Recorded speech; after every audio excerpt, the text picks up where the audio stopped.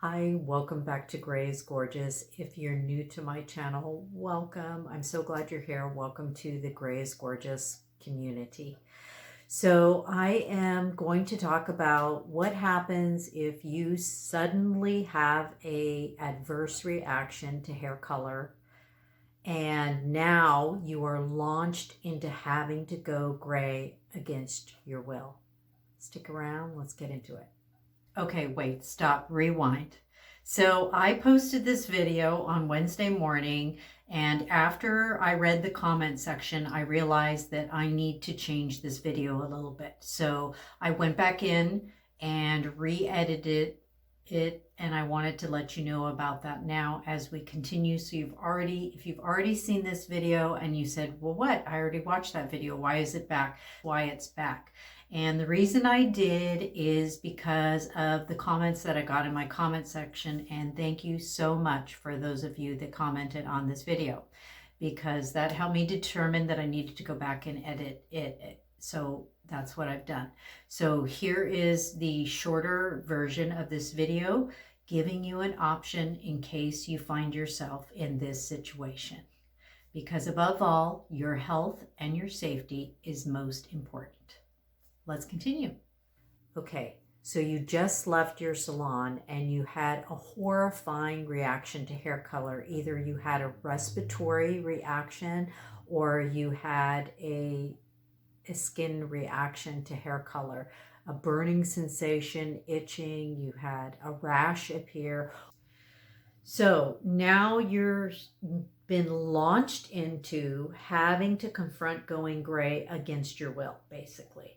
And so now you have to change your viewpoint on going gray, because you may have thought, I wasn't going to go gray till I was 80, or I was never going to go gray. I was never going to give up the color. And now suddenly you have to.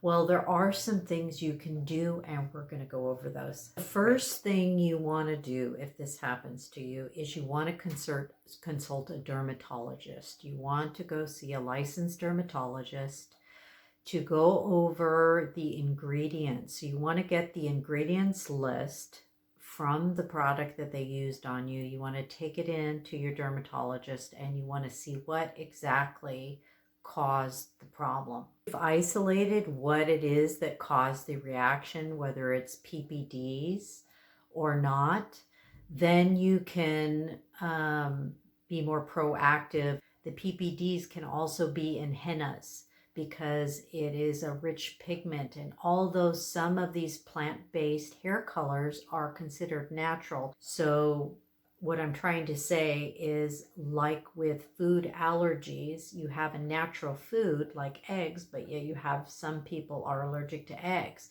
So even if you have a plant-based hair color that's considered all natural, it doesn't mean that you won't have a reaction to it.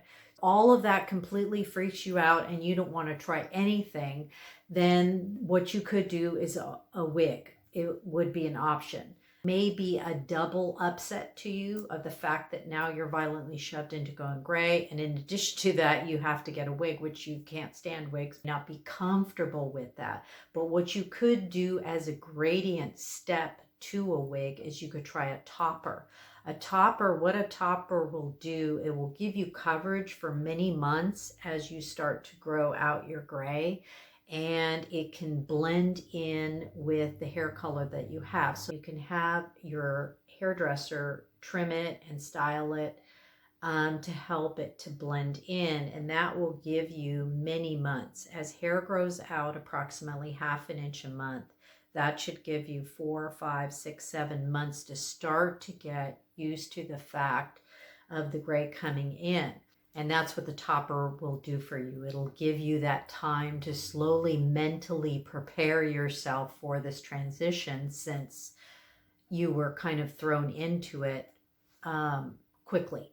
Another tip I can give you is to watch videos. Watch videos with women with gray hair. There are lots of great channels out there. There's also a lot of hairdressers who have discussed going gray, and the ins and outs of it and the choices that you have. And so that's what I would do.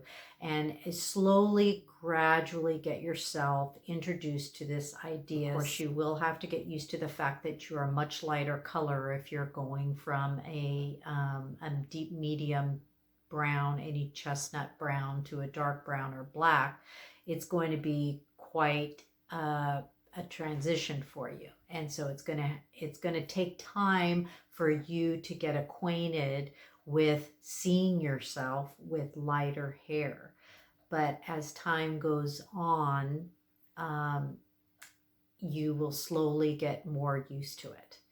And I know when I first went gray and I cut my hair really short, and you'll see me on my very first video, I cut my hair really short and I just decided to dive in.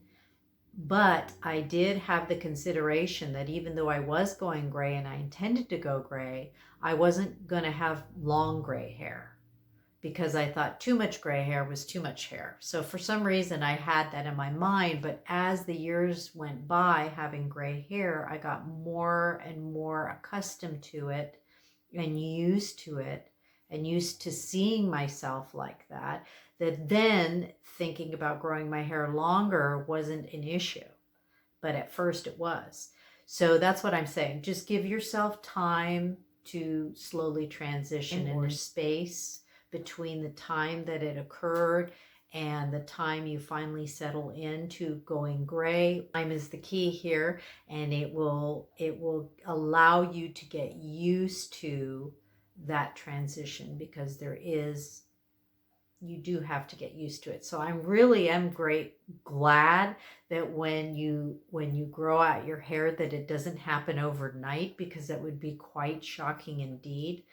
But the fact that it does come in slow is kind of nice, because it gives you that time to get used to it, time for your family to get used to it, time for your coworkers and your friends to get used to it. So I hope that's helpful. Thank you so much for watching. As always, click subscribe if you'd like to see more of my videos. And clicking subscribe will not always show my current videos that I have just aired. So what you want to do now with YouTube's new algorithm is you want to go down onto your YouTube homepage and go down to the bottom and click your subscriptions, find me, and if I have a little blue circle, then that means that there is a video that you haven't seen yet that was just uploaded, and that's a way to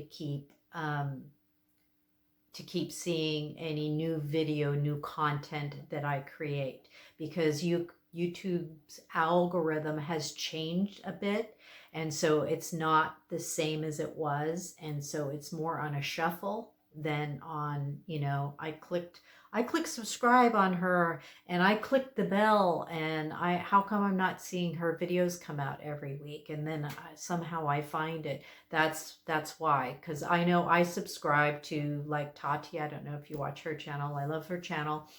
And although I don't watch her all the time, I do like to see what new content she's coming out with. And I'm subscribed and everything, bell clicked, but I'm not seeing it. So I have to go down into my subscriptions, find her, and click on her. And then I see the little blue circle and I say, okay, she must have just uploaded a video, or I haven't seen her latest video. And then I click on it, and then I can view it. So just to let you know that that's what's happening, in case you're wondering why you aren't being able to find my videos. That's why. So thanks so much for watching, and I hope that's helpful to you out there, and we'll catch you next time. Bye for now.